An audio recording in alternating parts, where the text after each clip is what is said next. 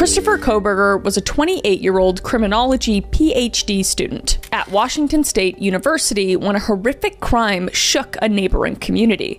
Across the state line in the small college town of Moscow, Idaho, 4 University Idaho students were found brutally to death in their off-campus home on November 13th, 2022. And the victims were Madison Mogen, Kaylee Goncalves, Zaina Kernodle, and Ethan Chapin. And they were close-knit friends and roommates. So Mogen, Goncalves, and Kernodle lived together in a rental house on King Road with 2 other female roommates. And Chapin was Kernodle's boyfriend who had been sleeping over that night. And the peaceful college community of Moscow, which has a population of 25,000 people, had not seen a murder in years. So the slaying of 4 young students one night left the town in utter shock and grief. So Kohberger himself was from Pennsylvania and had no known personal connection to the victims. He himself was studying criminal justice and criminology, which was horribly ironic given the nature of the crime.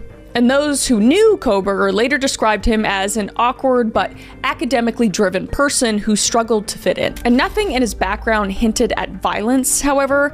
Faculty members at Washington State University had met with him just less than 2 weeks prior to the murders to talk with him about some growing concerns regarding the way he had been behaving. So in the hours before the murders, the 4 friends spent a typical Saturday night enjoying campus life. And on the evening of November 12th, 2022, Ethan, Chapin, and Zaina Kernodle attended a party at a fraternity house while Madison, Mogen, and Kaylee Goncalves went to a popular sports bar downtown. At around 1:30 a.m., Mogen and Goncalves were seen on a live stream at a local food truck. And they were just chatting and getting a late night snack before a ride service would pick them up at around 2 a.m. So by roughly 2 a.m., all 4 victims had returned to the girls' rental house and were presumably settling in for the night. But unbeknownst to them, an assailant was likely already approaching. And investigators would later allege that Brian Kohberger's cell phone data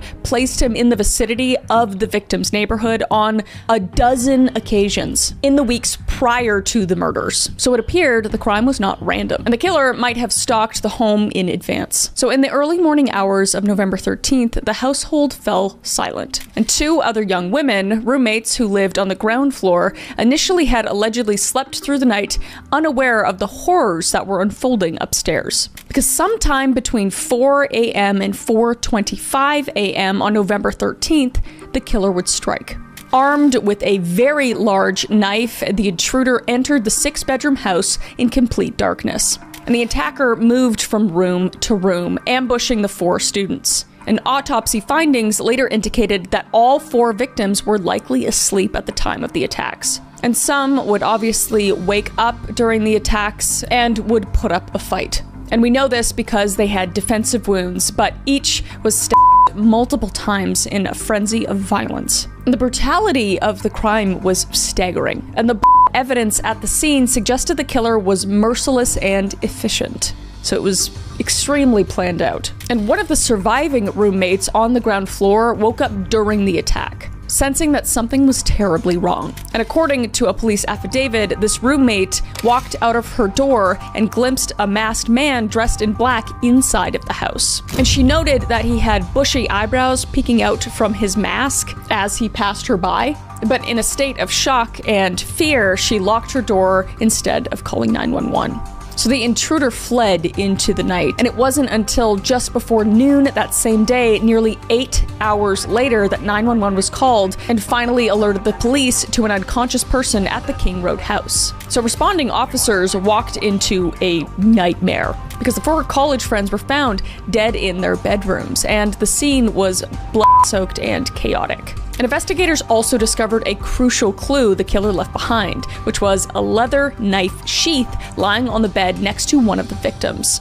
And that sheath stamped with K-bar. And it had DNA traces that would later prove pivotal. So the college community was horrified as the news broke of a quadruple homicide, and rumors and fear spread fast because an apparent killer was on the loose. And for weeks, there seemed to be no suspect or motive. And memorial vigils were held for Madison, Kaylee, Zaina, and Ethan, even as police worked quietly behind the scenes to catch the person who was responsible. So the investigation into the University of Idaho murders became one of the most intense and scrutinized in recent memory. And Moscow police, assisted by state troopers and FBI agents, sifted through thousands of tips and pieces of evidence. And early on, surveillance videos from the neighborhood provided a lead.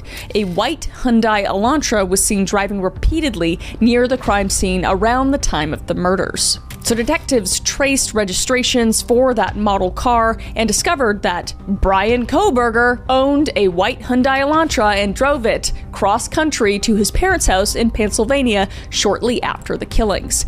Suspicious. And meanwhile, forensic testing on that knife sheath found at the house revealed DNA on the snap closure. So investigators would covertly collect garbage from the Kohberger family home in Pennsylvania, and they would obtain a DNA sample which closely matched the sheath DNA, indicating the sheath likely belonged to Bryan Kohberger. And they also surveyed Kohberger, often wearing surgical gloves and putting trash in plastic baggies and placing it in neighbors' trash cans. Suspicious. Okay, couldn't be more suspicious. And he also reportedly cleaned thoroughly the inside and outside of his car during this period. Suspicious. So this DNA and surveillance evidence gave police the break that they desperately needed. And on December 30th, 2022, 6 weeks after the murders, a SWAT team would move in and arrest the piece of shit Bryan at his parents' home. And he was taken into custody on an active arrest warrant for 4 counts of first-degree murder and a felony burglary charge accused of breaking into a student's home with the intent to commit murder. So Kohberger was extradited swiftly back to Idaho in early January of 2023 to face his charges. And as the public learned of the suspect's identity, the story pulled them in because it was a criminology student suspected of committing this horrible crime. And law enforcement officials confirmed that the cell phone pings from Kohberger's phone showed that it was turned off during the time of the murders, which was, we assume, an attempt to evade tracking, because he had planned, obviously, a lot at this point,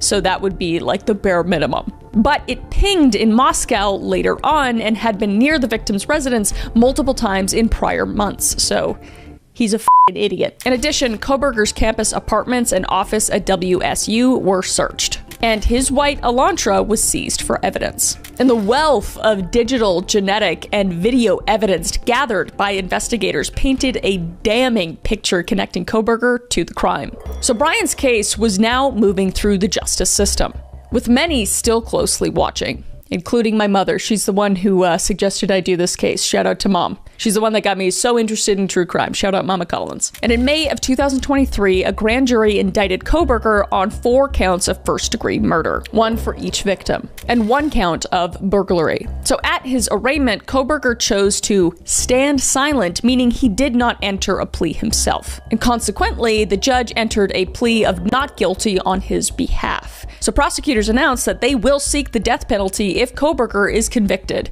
given the gruesome nature of his crime. Because Idaho is one of the 27 states that permit capital punishment, and this case certainly qualifies for that, in the state's view. And the pretrial proceedings have been extensive. And Kohberger's defense team has filed numerous motions, including efforts to challenge evidence. Notably, they argued to exclude testimony about the eyewitness roommate's description of the intruder's bushy eyebrows, claiming that that detail might unfairly prejudice the jury. She's just saying what she saw, and she saw bushy f***ing eyebrows on this evil f***ing dude. I gotta stop. I gotta calm down. He's not guilty yet, but he is. You know, I don't know. He's not technically, you know, allegedly he's guilty. Allegedly innocent until proven guilty, though. I gotta be careful. The prosecutors responded that such description is factual and should be allowed in the jury's consideration, which I agree with. The prosecutors, for their part, have revealed additional evidence they plan to use, such as Kohberger's own online activity. And court filings indicate Kohberger had purchased a K-bar knife and sheath on Amazon about 8 months before the murders, and that he oddly searched online for K-bar knives in the days after these stabbings. So he was getting a new knife because he forgot his f***ing sheath at the house. Like this case is just puzzling together so perfectly. It's insane. And they even say that Kohberger snapped a selfie photo on his phone at 10:31 a.m. on November 13th, 2022, just hours after killing, in which he is smiling. Disgusting. And this photo shows his face and eyebrows clearly that morning and might be shown to the jurors to compare with the roommate's account. And due to the intense pretrial publicity and community impact, the judge granted a change of venue. And the trial moved out of a small college town of Moscow to a state capital of Boise, Idaho, in hopes of finding an impartial jury. And a sweeping gag order was imposed, barring attorneys and law enforcement from speaking about the case publicly. Doesn't involve me, though. I'm here to say I think it's a piece of shit, and I think he might be allegedly guilty, but we don't know yet, so I can't say anything for legal reasons. And also, cameras will not be allowed in the courtroom during the trial. And as of mid-2025, the trial has not yet begun. In fact, it has been scheduled to start with jury selection in late July 2025, with opening statements expected by August 11th, 2025. You bet your ass I'll keep us up to date, okay? And Kohberger, now 30 years old, remains jailed awaiting his day in court, and he maintains his innocence through his attorneys. And the families of the 4 slain students who have endured repeated delays anxiously await justice, as they deserve. And one of the fathers would state, 1 step forward, 2 steps back. Are we ever going to get there? Which, I can't even imagine having to wait this long for any sort of justice to come. But it will likely be many more months before a jury hears the full case against Bryan Kohberger and determines his fate. So like I said, I will keep you updated. If you want to be updated, let me know down below. Let me know also what you think down below, allegedly. But with that, let's move on to the next case. On a snowy winter morning in 2022, a Boston area police officer was found fatally injured outside a home, sparking a mystery that remains unresolved years later. John J. O'Keefe III was 46 years old and was a 16-year veteran of the Boston Police Department. And by all accounts, he was a dedicated officer and a caring man. And after his sister and brother-in-law died some years earlier, John had even taken his young niece and nephew to raise them as his own. Just an angel of a man. And at the time of his death, John O'Keefe had been in an on and off relationship with Karen A. Reed, who was a 41-year-old finance professional. Now, Karen Reed held an MBA and worked as a financial analyst and adjunct professor, and she had no criminal history. And the two had dated briefly back in 2004 and reconnected in 2020 during the COVID-19 pandemic, just rekindling their relationship. So by January 2022, they were a couple, and Karen was familiar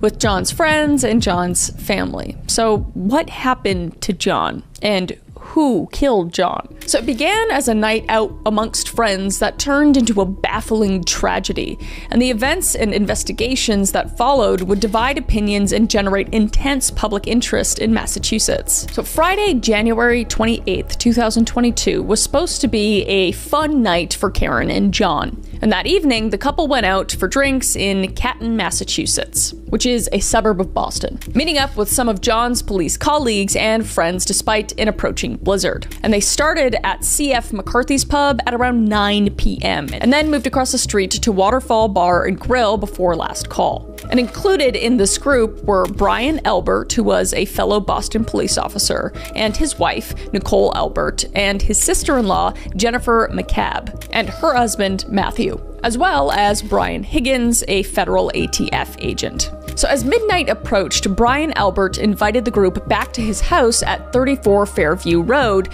for an after-party. And John O'Keefe and Karen Reed drove together in her black Lexus SUV to the Albert residence around 12:24 a.m. And Karen was unfamiliar with that neighborhood and later said she felt uncomfortable joining the gathering inside. And according to Karen's account, John told her he would quickly go in to make sure they were welcome, and then he walked towards the house around 12:30 a.m. a.m., and Karen says she waited in the car for a while, but John would not return. So feeling slighted and growing impatient, perhaps suspecting that John wanted to stay and party without her, Karen decided to leave. So she drove off alone and headed back toward John's home, where she had been staying that night.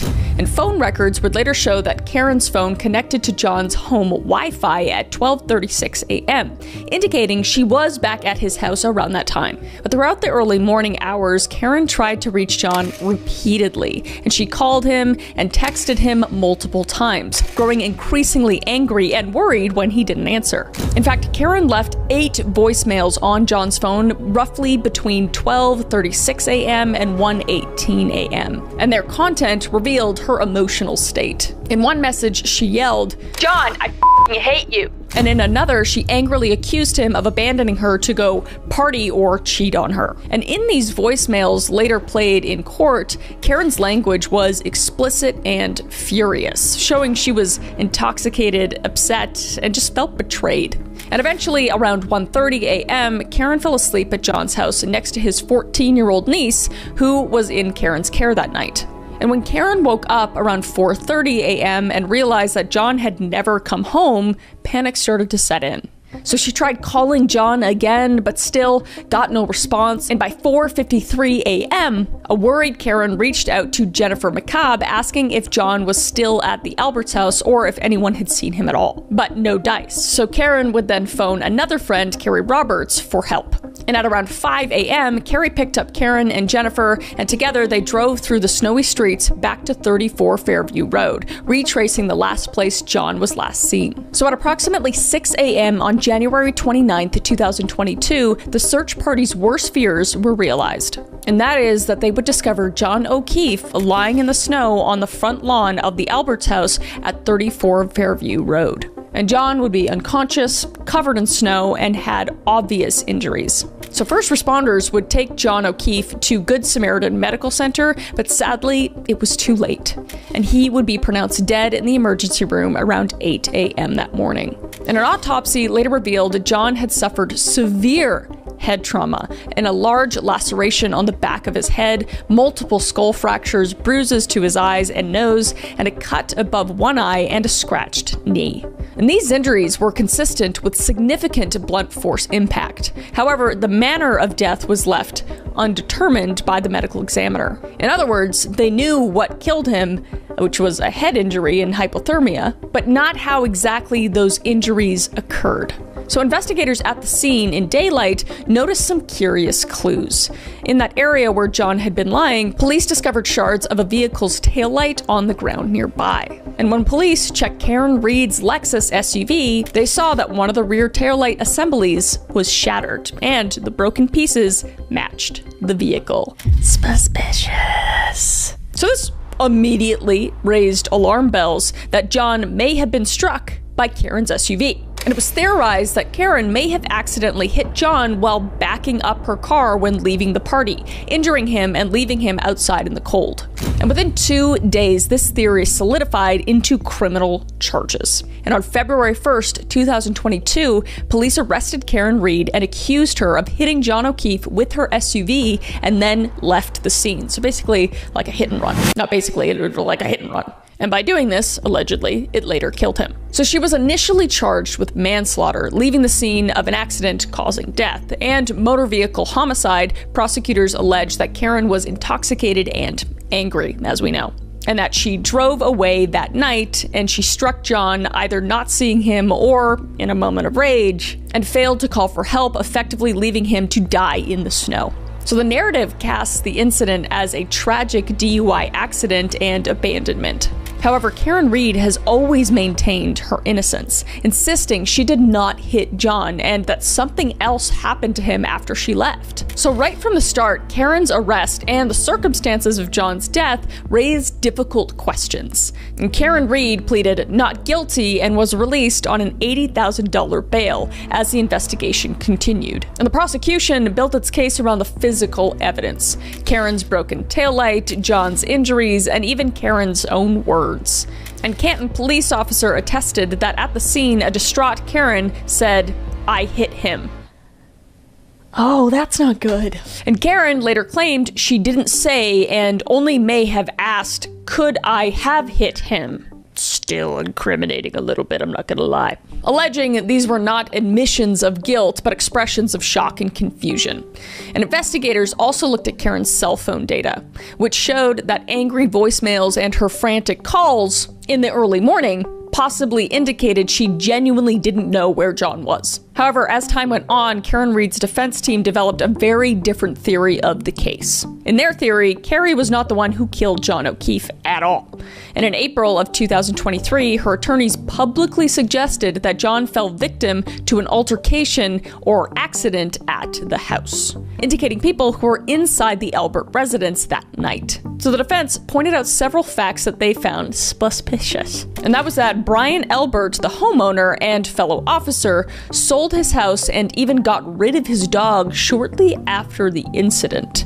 So could it be that John made it inside the house and got into a fight, perhaps with the dog or with another person? Because John had injuries like multiple head wounds and cuts, and the defense would argue that that didn't really match up to a simple low-speed car hit. And it would be maybe more consistent with a dog attack or someone attacking him. Moreover, the weather was frigid and a blizzard was raging, which was a scenario in which leaving someone outside for minutes could be lethal.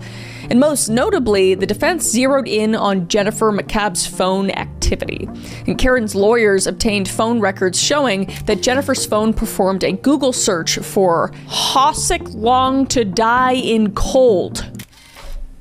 Also suspicious. And this was at 2:27 a.m. on January 29th. So this was over 3 hours before John's body was found, implying that someone might have known John was lying in the cold before the official discovery. A lot of shady shit going on. So Jennifer McCabe would deny any wrongdoing, and she told the police that the timing was a misunderstanding and that she actually searched that phrase later around 6:30 a.m. after they found John. But the defense argues that at 2:27 a.m. the timestamp was accurate and extremely incriminating. So in their theory, some of the people at the house, possibly Brian Albert and Jennifer McCabe, caused his injuries, and then cooperated in a cover-up to pin the blame on Karen Reed. So as this battle of theories played out, the case became something of a local scandal. But it would reach to Canada, where my mother is, and she also suggested this case. She's on it. And in June of 2022, a grand jury formally indicted Karen on an upgraded charge of second-degree murder, along with the other charges, moving the case to Superior Court. But the prosecution stuck to its narrative. Karen struck John with her car while drunk and angry and then left him. And the defense, however, was given some leeway by the judge to pursue an alternative culprit theory at the trial, if they could back it up with evidence. And there were also whispers of a conflict interest, which was some pointed out that the multiple people at the house that night had law enforcement ties, because Brian Albert was a cop and another guest was an agent, just fueling speculation of a police cover-up to protect one of their own. So faced with these dueling narratives, authorities still proceeded against Karen, and she was put on trial in 2024, and the case garnered huge media attention in Massachusetts and in a small town in Canada, with true crime enthusiasts picking apart every detail on social media. Was Karen a cold-hearted killer who hit her boyfriend and didn't look back? Or was she an innocent woman being framed to hide someone else's guilt? And the truth remained uncertain. So Karen Reed's first trial for John O'Keefe's death began in April of 2024 and lasted several weeks long. And prosecutors would present evidence like the tail light fragments, a hair matching O'Keefe's that was found in Reed's car, which, I mean, he's already been in that car, so that's not even evidence, basically. And a testimony highlighting arguments and tension in their relationship. But the defense, in turn, highlighted the alleged cover-up and conflict of interest between Michael Proctor, which was the lead investigator, and the Albert family, and the possibility that John's injuries, like the skull fracture, could have come from an and that Reed's taillight was intact at the Alberts residence. And the courtroom saw technical experts debating injury patterns and friends of John and Karen's testifying to the character and events that happened. So it was just a dramatic trial filled with scientific evidence and emotional testimony. Yet, when the jury deliberated, they could not reach a unanimous verdict. And in July of 2024, Judge Beverly Cannon declared a mistrial due to a hung jury, and the jurors were starkly divided, unable to agree on Karen's guilt or innocence. In fact, some jurors later revealed that they had unanimously pleaded not guilty on at least 2 of the charges. So this uncommon post-trial disclosure added more controversy, with Karen's team briefly appealing on grounds of double jeopardy, arguing she shouldn't be retried for charges some jurors acquitted her on. But those appeals would not prevent a retrial. And the Norfolk County District Attorney's Office immediately vowed to retry the case, and Karen Reed once again faced the possibility of conviction. So Karen's second trial began in April of 2025. And by now the case had been in headlines for 3 years, and the public had become familiar with its twists and turns. So the retrial went forward with largely the same evidence, though both sides adjusted their strategies based on lessons from the first trial. And interest was so high that local news live streamed the trial each day. And during this period in March of 2025, news broke that Michael Proctor had been fired for misconduct related to this case, which was a fact that the defense would use to further attack the investigation's credibility. So the judge continued to limit how directly the defense could accuse third parties, without any hard proof. But the narrative of a possible cover-up was certainly on the minds of the observers. So as of June 18th, 2025, Karen Reed's second trial came to a close, and the case went to the jury. And after deliberating for 4 days, they acquitted Karen Reed of second-degree murder, manslaughter while operating under the influence, and leaving the scene of an accident resulting in death. But she was, however, convicted of driving under the influence of alcohol, which she will serve 1 year of probation for. So the jurors must weigh 2 very different explanations for John O'Keefe's death. And the story prompted broader discussions of how police handle cases involving their own, and how evidence should be scrutinized to avoid miscarriages of justice. And Karen Reed insists she loved John and would never have harmed him, while John's family and prosecutors remain equally adamant that she is responsible. Whoa. And they would call the verdict a devastating miscarriage of justice. Massachusetts State Police issued a statement that they continued to work to improve their oversight and accountability after the events that took place in the Karen Reed case. So as of right now, she's acquitted. She's innocent. Do with that what you will. I'd love to hear what you guys think down below. It's a tough one. There's evidence there. There's a lot of weird cop stuff going on. I can't say. I legally can't say. You guys can say it in the comments, so I'll be in the comments. But again, I mean, like, the true victim in this case is John O'Keefe, so my heart goes out to him and to his family, and, you know, I hope that they feel some sort of justice or they get that justice, but alas, we move on to our last case. So this third case is a heartbreakingly recent tragedy, and it does have to do with children, so fair warning. So Travis Caleb Decker, who is 32 years old, is an Army veteran and father from Washington State who stands accused of the unthinkable, and that is murdering his 3 little girls. So Travis and his ex-wife, Whitney Decker, had 3 daughters. Peyton Decker, who was 9 years old, Evelyn Decker, who was 8 years old, and Olivia Decker, who was 5 years old. And by May of 2025, Travis and Whitney had been divorced for a couple years, and Whitney had full custody of the children, while Travis had limited visitation rights.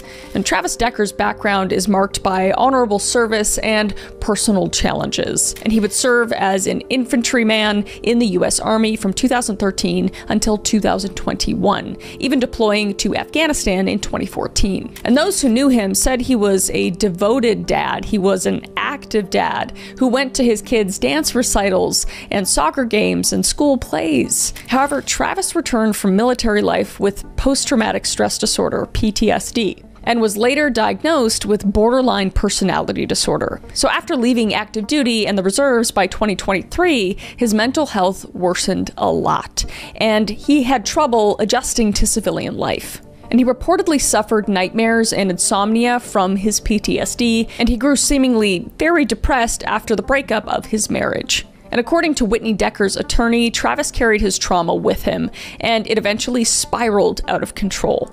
And by late 2024, Whitney became concerned enough about Travis's mental health and stability that she asked a court to restrict his parenting time. So a judge would set a strict visitation schedule, and Travis could only spend a few hours with the girls on Fridays and 8 hours every other weekend, but only during the day, and he had to remain in the local area with them. So this plan was meant to keep the children safe while still allowing them to have a relationship with their father. So leading up to May 2025, Travis had been complying with these visitation rules, and there were no obvious red flags of violence at this point. He was, however, in a very fragile state. He had recently lost his housing, becoming effectively homeless and staying in motels and at campgrounds, and he talked about having financial troubles as well, like wage garnishments for child support. And in conversations with his ex-wife, Travis expressed despair, saying he had nothing except for you and the girls in his life. And Whitney knew he was depressed, but he had never been violent towards her or the kids. And she still cared about his well-being, even as they led separate lives. So tragically, no one around Travis anticipated the storm that was brewing inside him. So Memorial Day weekend of 2025 was the appointed time for one of Travis's longer visits with his daughters. And on Friday of May 30th, 2025, Travis was scheduled to have the girls for a few hours in the evening. And according to Whitney's attorney, Travis picked up Peyton, Evelyn, and Olivia from their mother at around 5 p.m. that day, and everything seemed routine. Travis chatted with Whitney for about 15 minutes during the handoff, and he promised, "I will see you at 8 p.m., indicating he'd bring the kids back at 8 p.m. that night. So there were no heated words, no obvious signs of distress beyond Travis just being a bit quieter than usual. And the girls were just excited to see their dad and to spend time with him. So when 8 p.m. came and went with no sign of Travis or the children, Whitney grew very concerned. Because this was entirely unlike him. Whatever his struggles, he had never failed to return the girls on time. And by later that night, Whitney Decker reported her daughters and Travis missing to the police, thus beginning a massive search effort that would extend through the weekend. And law enforcement issued alerts and started tracing Travis's steps. And given Travis's military background and survival training, the police realized he might attempt to hide in the vast wilderness in Washington's forests. And they also knew he was emotionally very unstable. So a sense of dread hung over everyone as the search continued day and night, and Whitney and her family were distraught, but still hoping that Travis had maybe just taken the girls camping or on some impulsive adventure. So there was faint hope that the situation just might resolve safely. But unfortunately, that hope would be shattered on Monday. Because on Monday, June 2nd, 2025, after a 3-day intensive search, authorities made a grim discovery. And at around 3:45 p.m., sheriff deputies found Travis Decker's vehicle abandoned near the remote Rock Island campground in Chelan County in the Okanogan-Wenatchee National Forest of central Washington. And inside the truck were the girls' car seats, blankets, food, and Travis's wallet. And disturbingly, deputies also noticed what appeared to be 2 black handprints on the tailgate of the pickup truck. And nearby, there were signs of a recent campsite hidden off trail. So as they searched the surrounding area, about 100 yards from the truck, down a small embankment, officers would find the bodies of Peyton, Evelyn, and Olivia. And the 3 sisters were lying together on the forest floor. And later that week, autopsies confirmed the cause of death of all 3 girls was suffocation, and the manner of death was homicide. So these innocent children had been killed, and the prime suspect was their own father. And it's hard to fathom the horror and betrayal these kids must have experienced. It's just heart-wrenching. However, at the site, one crucial thing was missing, and that was that Travis Decker was nowhere to be found. So the discovery of the bodies triggered a massive manhunt for Travis, who allegedly fled into the wilderness on foot. And adding a bizarre wrinkle, authorities did find Travis's pet dog alive in that area on June 2nd, and the dog was recovered safely and handed over to the Humane Society. So it seemed Travis let his dog go before disappearing, and they also found blood evidence. At least one sample of blood at the campsite belonged to a male, which was likely Travis. And another blood sample was determined not to be human blood, and that non-human blood might have come from the dog or another animal, indicating Travis could have injured himself or an animal out there in the wilderness. In any case, the forensic clues left little doubt that Travis had planned and carried out the of his children in that forest. And the of Peyton, Evelyn, and Olivia just sent shockwaves far beyond Washington state. And the public struggled to comprehend how a father could commit such an atrocity to his own children. And those who knew Travis were equally as stunned, apparently. And his ex-wife's attorney later reflected, he was a loving man, but something broke, and whatever monster came out of him, it's something that he was trained to do in the military. So the attorney emphasized that Travis had serious untreated mental health issues, and that Whitney felt the system really let Travis down. If somebody would have provided Travis with the help that he needed, those girls would be alive, she would say. And it's just a sober reminder that mental illness, when left unchecked, can have a truly devastating consequence. But even with that context, nothing can justify or erase the horror of what happened to those 3 innocent children.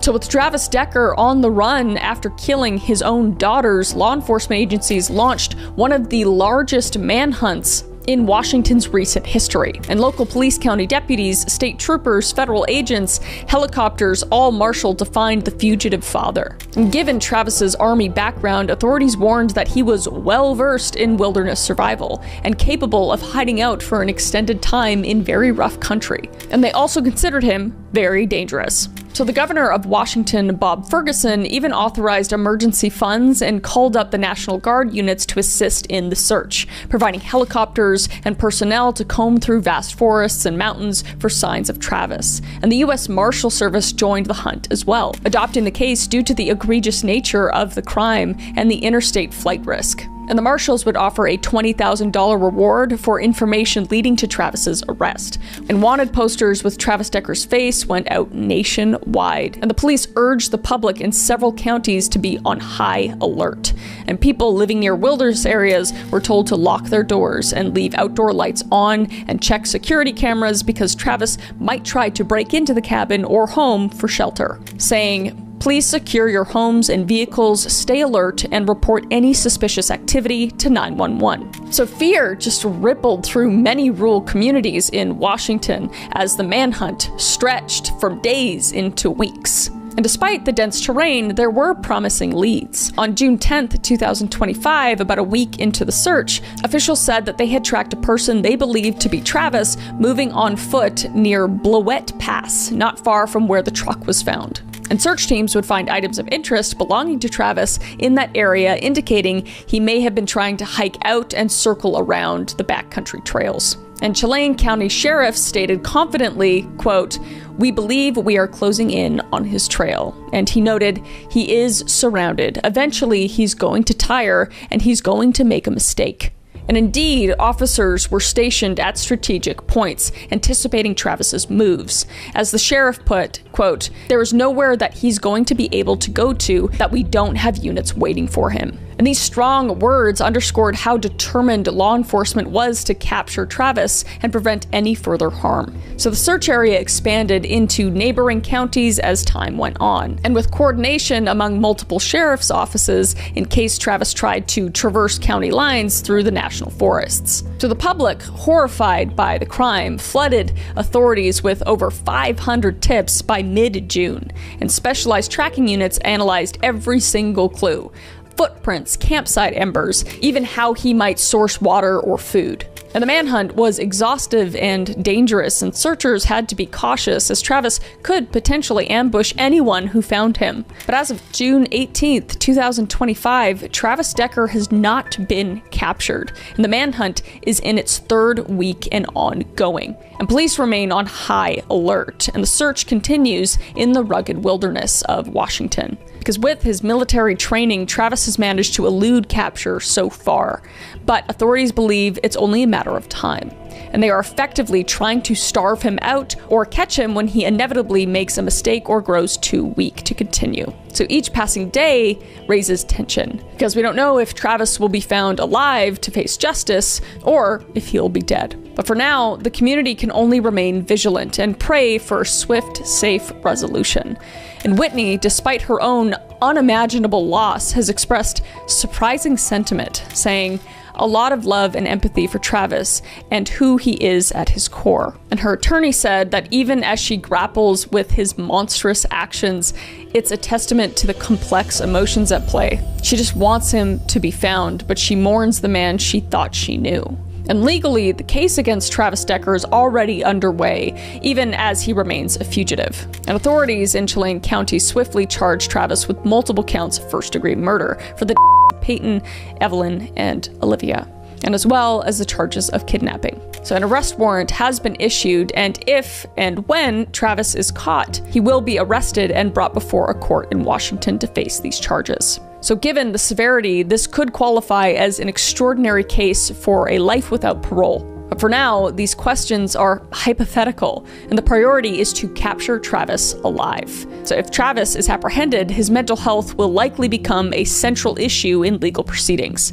and his defense might argue insanity or diminished capacity, pointing to PTSD and psychological breakdown. And in the public statements, Whitney Decker's side has already suggested that the mental health system failed Travis, implying that his actions, while heinous, were the result of untreated illness. And such arguments might influence sentencing if there's conviction, but it does not erase his responsibility. And law enforcement officials, meanwhile, have made it clear that despite Travis's background, the brutal murder of 3 innocent children is an unforgivable crime. Quote unquote, "As a parent, my heart goes out to Peyton, Evelyn, and Olivia's mom. The brutal murder of these young children shocked our state," said Governor Ferguson when activating resources for the manhunt. And until Travis Decker is found, the legal process cannot fully move forward. He is effectively a fugitive from justice, and I implore you to be vigilant if you're in the Washington area or any of those surrounding states, to look at this face, remember it, and if you see it, use extreme caution and call authorities. So I'm praying that he is caught and is brought to justice, and my heart goes out to Whitney and to obviously those girls who passed away. I